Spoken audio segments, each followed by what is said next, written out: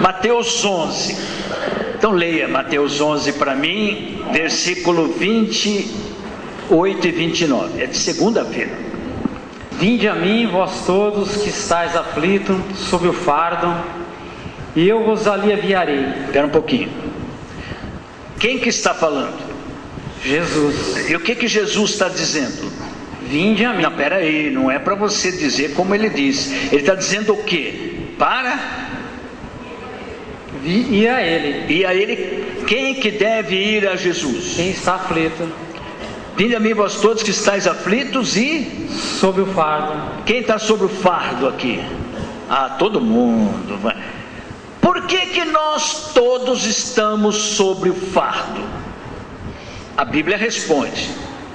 Hoje é um dia de ensino, hein? O mais importante da nossa vida. Quem que está? Vinde a mim vós todos que estáis aflitos. Sobre o fardo. Quem está sobre o fardo? Todos nós. Por quê? Porque nós estamos sobre o jugo. Jugo de quem? Dos pecados nossos, dos nossos pecados. Uma salva de palmas para ele, hein?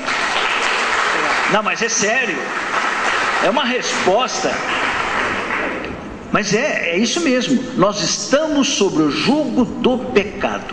Quem não tem pecado aqui? Ninguém? Todo mundo tem pecado aqui? Você tem pecado também? Alguém aqui não tem pecado? A Denise tem? Por que nós temos pecado? A Bíblia fala isso. O que a Bíblia fala disso? Quem não diz que não tem pecado? É mentiroso. Você está colando, hein? A Bíblia diz: quem diz que não tem pecado é mentiroso. E aquele que tem pecado vive sobre o jugo do pecado. Qual é o jugo do pecado? A morte. A morte. Que morte é essa? É morte mesmo? Morte espiritual. Ué? Está escrito na Bíblia isso? Entre linhas está. Hein? Entre linhas está. Qual é o que está escrito entre linhas? Qual é o salário do pecado? Evangelho de São João. Desculpa. Carta de São Paulo aos Romanos. Aquele que está sobre o pecado está sobre o jugo da morte. Mas que morte? Espiritual. Morte espiritual. Tá certo, vamos explicar isso, Cacá? Você é capaz de explicar isso? Sou. Então explica. O salário do pecado é a morte. O que quer dizer salário do pecado é a morte? O que? Explica pra gente. É importante a gente prestar atenção. Este é o ensino mais importante da nossa vida. Eu tinha 19 anos, alguém me ensinou isto. Nós estamos aqui esta noite por causa desse ensino. Mudou a minha vida por completo. E hoje, provavelmente, vai mudar a sua vida para melhor. A Bíblia diz que o salário do pecado é a morte. Quando nós pecamos, praticamente nós deveríamos morrer. O salário do pecado é a morte. Mas Jesus morreu por nós, no nosso lugar. Justamente por isso que nós não podemos pecar. Porque toda vez que nós pecamos, nós estaremos novamente crucificando Jesus. Porque Ele já morreu por nós. Você é capaz de dar um exemplo? Por exemplo, dá um exemplo de um pecado comum para todos nós aqui. Um pecado que 99% mais 0,01% tem. Criticar alguém. Criticar alguém. Mais outro. Omisso em alguma atitude. Mais outro. Julgar alguém. Julgar alguém. Ver filmes pornográficos. Conversas frívolas. Mentira. Está faltando, vai chegar lá. Rancor, ódio. Rancor e ódio. Vamos pegar este pecado. É um pecado venial. É um pecado pequeno, mas pode ser a semente de um grande pecado. Se eu perguntar, alguém aqui não tem ressentimento e mágoa? Aquele que levantar a mão, dizer que não tem, não está falando a verdade. Por que eu digo isso? Porque Jesus diz que nós temos que perdoar de todo o coração. Muitas vezes nós perdoamos com metade do coração, 3/4 do coração. Fica um pedaço lá que não está perdoado ainda, certo? A mãe, o pai, os filhos, o ex-marido, a ex-esposa, o ex-namorado, aquele que causou dor de cotovelo, ela, essas coisas todas. Ontem mesmo aconteceu comigo. Uma pessoa me deu uma resposta atravessada, assim, falei, puxa, aquilo entrou no meu coração, mas entrou fundo. Eu falei, pá, que coisa chata, porque eu falei, mas como é que eu deixo entrar no meu coração isso? Por que eu deixo entrar isto no meu coração? Porque vacilo na fé. Vacilo na fé, que mais? Ou talvez não esteja permanente em Deus. O que eu sou? O que eu sou? Sou fraco, sou humano. Sou fraco, sou homem. Não é verdade? Ela é mulher, você é homem. Então nós somos suscetíveis a isso, a nossa fraqueza humana. Então, Cacá, ontem eu deixei que isso entrasse no meu coração, apesar de eu saber que não podia deixar, mas entrou, certo? O que eu, nesse texto que você leu, qual foi o erro que eu cometi? Eu passei a viver sobre o jugo do quê? Do rancor da pessoa. Do rancor da pessoa. E eu falava para a Maísa toda hora, mas Maísa não dava, mas por que foi falado isso? Mas por que? Quantas vezes? Eu fiquei, então, o jugo cobrava de mim uma atitude negativa. E isso foi o salário que eu paguei. Certo? E fui pagar por ter deixado aquele ressentimento pequeno, mas entrou no meu coração. Então eu passei a viver sobre o jugo, sobre a autoridade daquele pecado. Aí que o salário, por isso que o salário do pecado é a morte espiritual. Neste momento em que o pecado aninhou no meu coração, eu passei então, a minha vida espiritual diminuiu. Mas diminuiu mesmo. Eu confesso para você. Eu sabia que eu estava errado. Vacilou na fé. Vacilei na fé. Na fé não, porque a fé não vacila, né? Não é a fé, é a minha natureza humana. São Paulo não diz isso? Faço o quê? Faço, deixo de fazer o que quero para não fazer. Deixo de fazer o bem que quero para fazer o mal que não quero. Ontem eu deixei de perdoar e passei a julgar, a ficar ressentido. O exemplo está claro? Então, leia a segunda parte. Tomai meu jugo sobre vós. Agora, ele deixou o jugo humano e Jesus fala num outro jugo. Que jugo?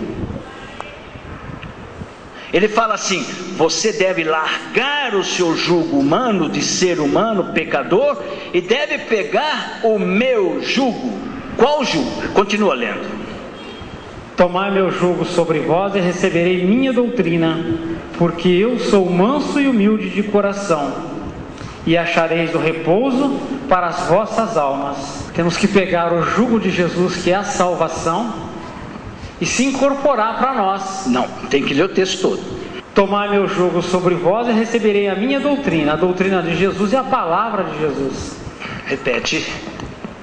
A doutrina de Jesus é a palavra de Jesus. Repita. Tomai a minha palavra. E daí? Porque eu sou manso e humilde de coração, e achareis o repouso para as vossas almas.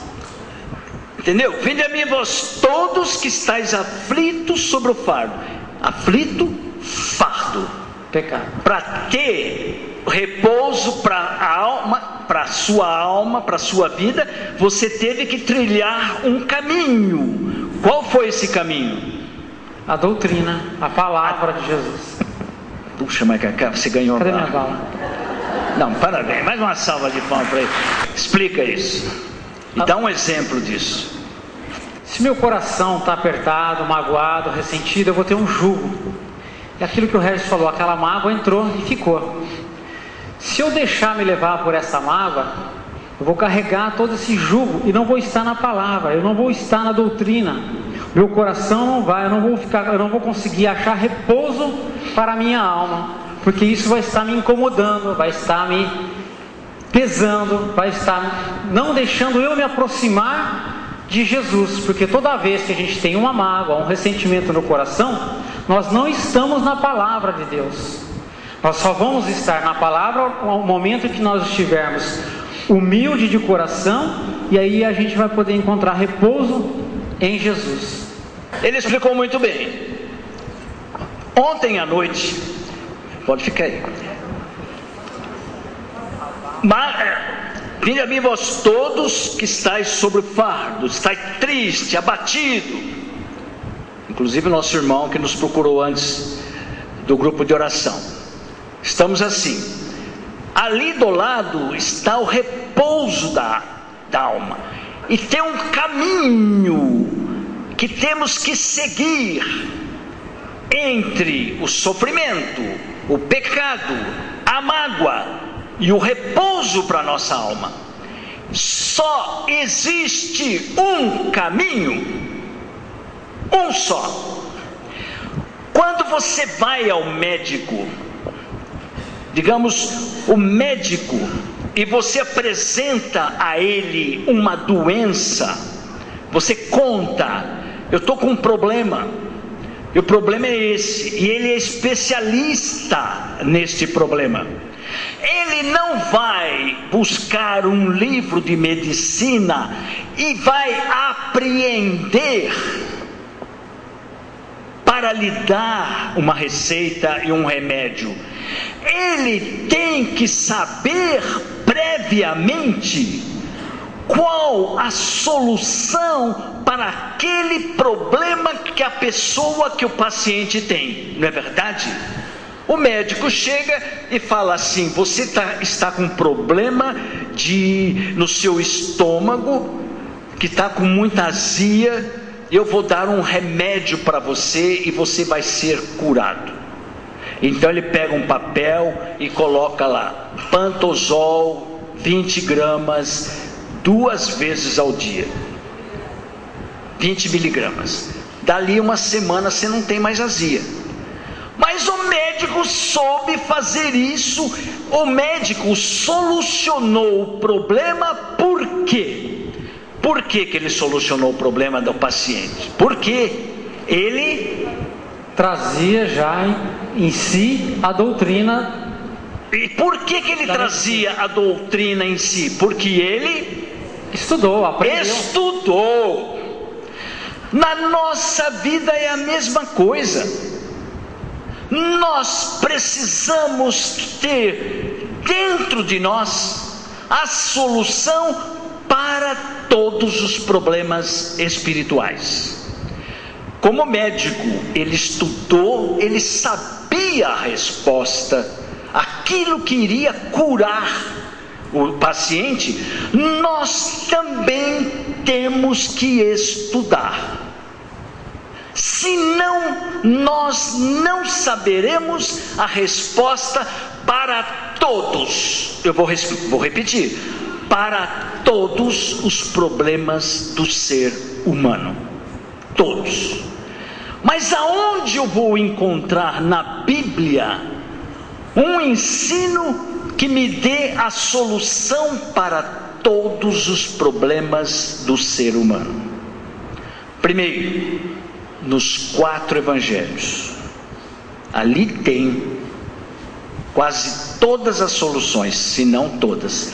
E no livro de Provérbios e Eclesiastes. Se eu ler a palavra todos os dias, quando eu me defronto com um problema, está ficando claro o que estou dizendo ou está confuso? Quando eu estou vivendo um problema, eu me recordo do trecho da Bíblia que eu li, que eu estudei, que me dá a solução para o problema. Está claro? Outro dia, uma pessoa que se dizia casada, se dizia apaixonada por uma outra fora do casamento, me perguntou: o que eu tenho que fazer? Quantas soluções existem para este problema? Quem sabe dizer? Uma só. Qual é? Tem mais uma bala aqui. Qual é? Você não tem esse problema, nunca viveu, mas você já viu esse problema com muitas pessoas. Como é que um homem e uma mulher saem deste problema? Na Bíblia tem solução para isso? Tem. Aonde? Na leitura das palavras do Evangelho. Em que lugar que está a resposta? A pessoa chegou a mim e disse: eu estou com este problema. Ele veio como um paciente e procurou um médico, certo? Tá certo? Eu sou médico, o que eu vou responder para ele? Eu falei: olha, só existe um pantosol para curar a sua azia, e só existe um remédio que cura isso. Qual é? Mateus 19, o que diz lá? Matrimônio. Olha, quando a pessoa está nessa, olha, depois de 30 e poucos anos de grupo de oração, quando a pessoa mergulhou nisso, ela não lembra de matrimônio, não lembra de filho, não lembra de nada. Tem uma solução só. Qual é? Cortar o mal pela raiz. Eu estou dando um exemplo. Como é que se corta este mal pela raiz?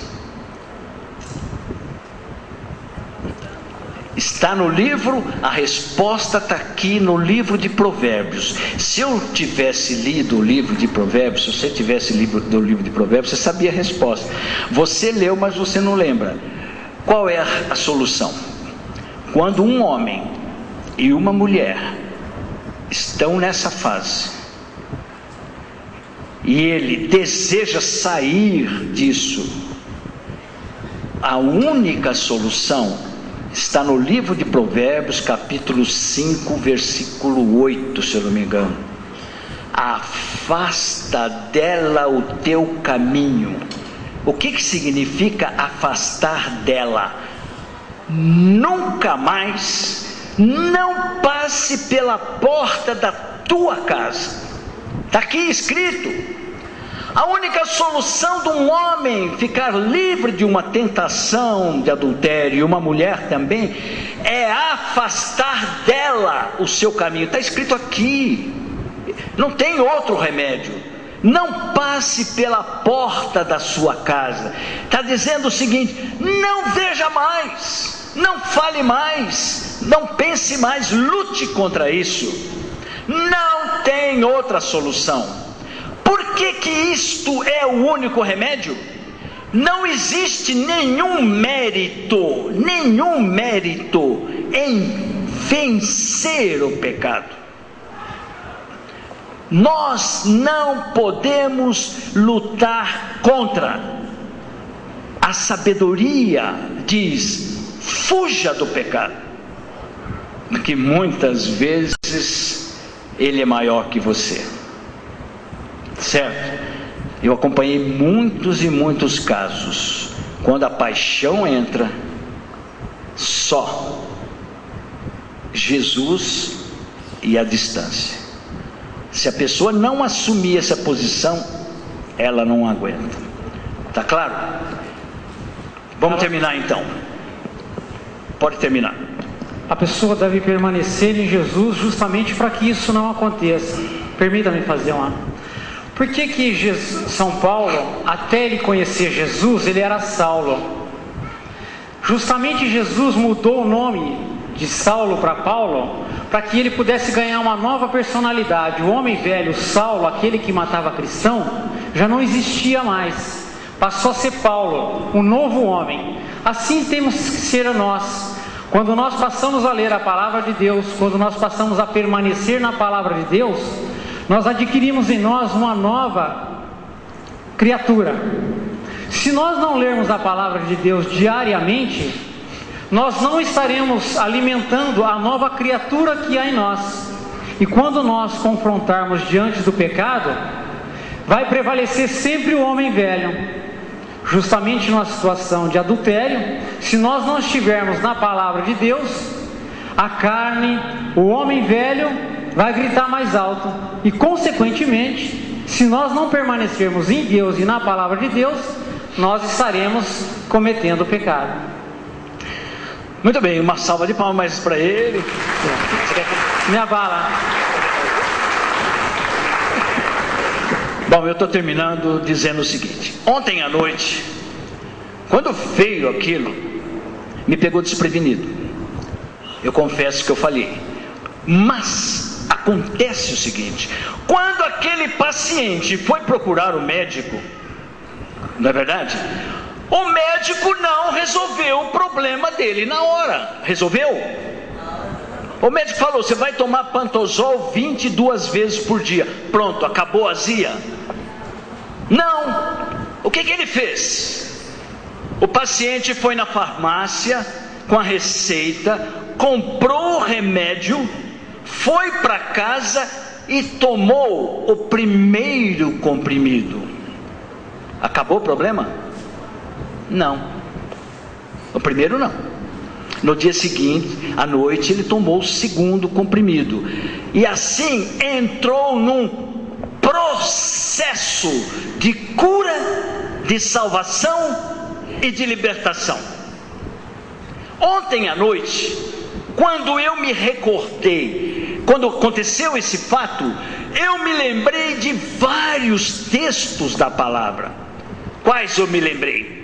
Quem sabe dizer? Aqui, a turma da comunidade, quem sabe? Quais textos da palavra falam para não ter mágoa nem ressentimento no coração? Quais? Não, fala o texto. O que diz? Não vale colar, você está colando. Amai os vossos inimigos. O que mais? Hein? Fazei bem aos que vos odeiam. Qual é o outro texto? Perdoai 70 vezes 7. Então eu ia fazendo o quê? Eu ia tomando o Pantozol. Eu ia falando assim: perdoar 70 vezes 7. Eu tenho que perdoar esse irmão 70 vezes, mas não consigo. Eu não posso resistir ao mal. Está lá em Mateus 5. Não resista ao mal. Eu estou resistindo ao mal. Entendeu? E aquilo foi minando o meu coração. Mas aí que está. Eu comecei a proclamar a palavra. Eu comecei a proclamar os textos. Perdoa, abençoa. Lucas 6. Abençoa o seu irmão, perdoa o seu irmão. Está claro? Hoje de manhã eu estava com 50% da mágoa. Agora eu estou com 0. Vocês entenderam o processo? Deu para entender? Deu para entender mesmo? Este é o caminho da vida. Hoje eu li um texto que falava que Deus é o Deus da vida. Se você viver isto, você terá vida. Se você não viver, você será uma pessoa que irá sofrer muito na vida. Muito. Escolha a bênção. Existem 2 caminhos. Salmo número 1. A bênção ou a maldição? O caminho da bênção é para aqueles que conhecem a palavra, que no poder do Espírito Santo nós precisamos invocar sempre o poder do Espírito Santo para viver esta palavra. Essa pessoa será feliz.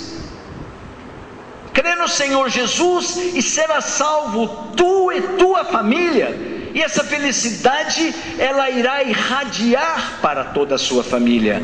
O outro caminho, que não é o caminho da palavra, é o caminho da fraqueza, do sofrimento, das mágoas e da doença. Porque o ódio, o ressentimento leva uma doença psicossomática que reflete sobre o nosso estômago, sobre o nosso ser, sobre a nossa alma, sobre o nosso espírito.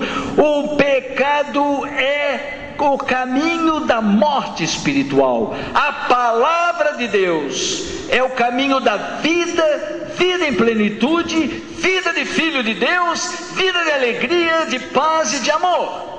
Escolha a bênção, escolha hoje ler a Bíblia todos os dias. Pega lá no Evangelho de São Mateus, vá até o final de São João, leia Provérbios, leia Eclesiástico, peça o Espírito Santo e seja feliz. Ou você faz isto, ou o inimigo vai te pegar. Ele vai te pegar, porque você estará muito fragilizado, e o inimigo é muito mais forte. Jesus vence o inimigo, nós perdemos para o inimigo. Com Jesus somos vencedores, sem a palavra somos perdedores, e ele pega pesado. Amém? Feche os olhos, coloque a mão sobre a Bíblia.